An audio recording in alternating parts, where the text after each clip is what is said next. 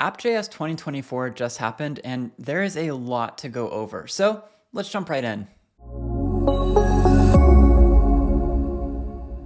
So first things first, we have something really exciting to share. Last week at ReactConf, we shared how using a React Native framework is now the official recommendation from the React Native team. And our framework of choice is Expo. So yes, you should be using Expo for a newly created project. So now Expo is a React Native framework, and we're the one that Meta recommends. If I go to reactnative.dev, we've got a whole new homepage here. It's got a new design, it's got fancy new illustrations, and if I come down to this part, there's a new section about getting a head start with a framework. If I go back up to the top and I click on Get Started, now under Start a New React Native Project, they now say to do that with Expo. If you click on Continue with Expo, it'll take you straight to our docs right where you need to be to set up a new environment to get started developing locally. We actually just rewrote all of these docs to make this a really smooth experience. So go check this out. Also, we went further than just that. We actually now automate this entire process for you with a new website called expo.new.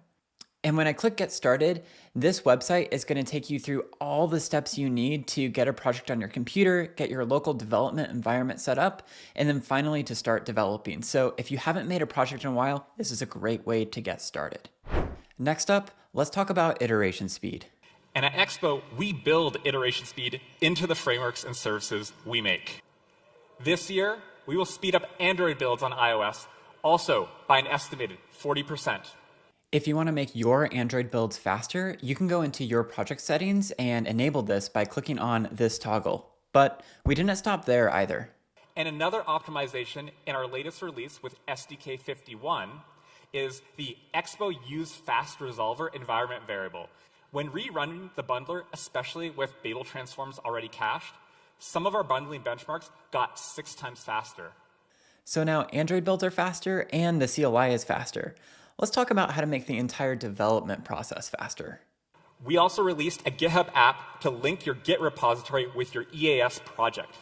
The GitHub app also brings one of our favorite features of the web to native mobile apps, pull request previews.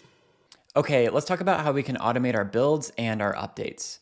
I'm here on my project GitHub settings, and if I scroll to the bottom, I can see my build triggers as well as my updates. Here, I've got two things going on.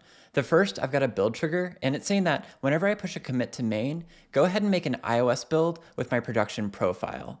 In addition, I've got these updates enabled, and that'll make it such that every time I push a commit to any of my branches, it's going to publish an update. And that's going to be a preview of the code changes that I just made that me or anybody on my team can access.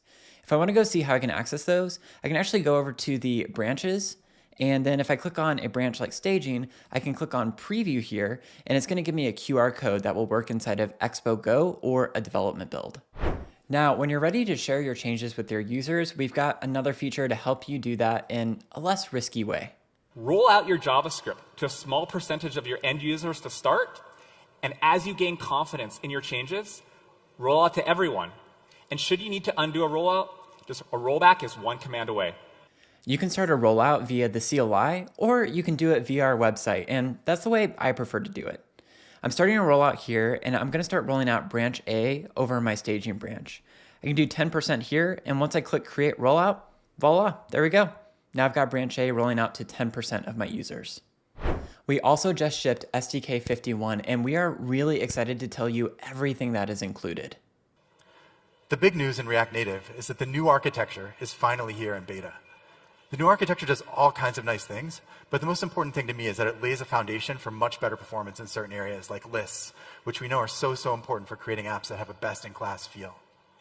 In this release, we've also added support for privacy manifests, which are now required by Apple, and we also promoted the new and improved camera and SQLite modules to be the default.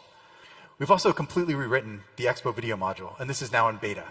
You can upgrade your project to SDK 51 by going to our changelog post. And then here at the bottom, you can run one command, and that's this command here, this npx expo install expo command. All right, so next up, we've got news about Expo Go. Starting with SDK 51, the Expo Go app will only support one version of the Expo SDK. One of my deep beliefs in software development is that you want your development environment to be as similar to your production environment as you can make it.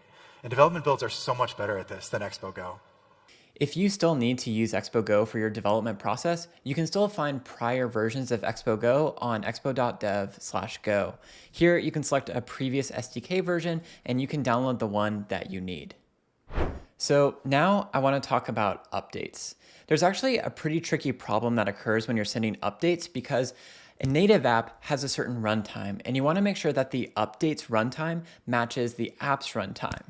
Now, the problem is, how do you know whether the code base that you've made changes to actually matches the runtime of your native app?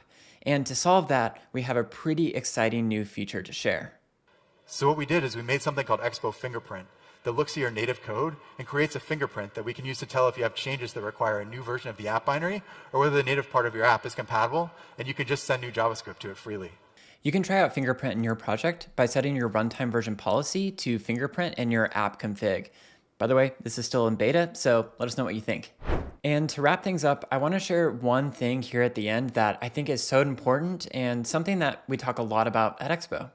One thing I'm a little bit worried about is that I'm talking a lot about cloud services today, and I think these are great, but I know that whenever an open source company starts talking about doing paid hosting, it can make people worried that they have to use these services.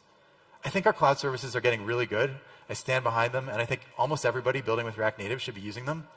But we also know that they aren't for everyone and not for every use case, and we don't want to force anyone to use our cloud services or create unnecessary lock-in. In almost everything we offer in the cloud, there's a way to do it locally or in your own cloud if you have a good reason to, or just prefer to do it that way. You can expect that going forward from us as well. And that is it for App.js 2024. I hope you're excited about some of the things that we announced, and are you going to try any of them in your project? You should let me know down in the comments. That's it for this video, and we're going to have a lot more to talk about later this year, but until then, we cannot wait to see what you'll build.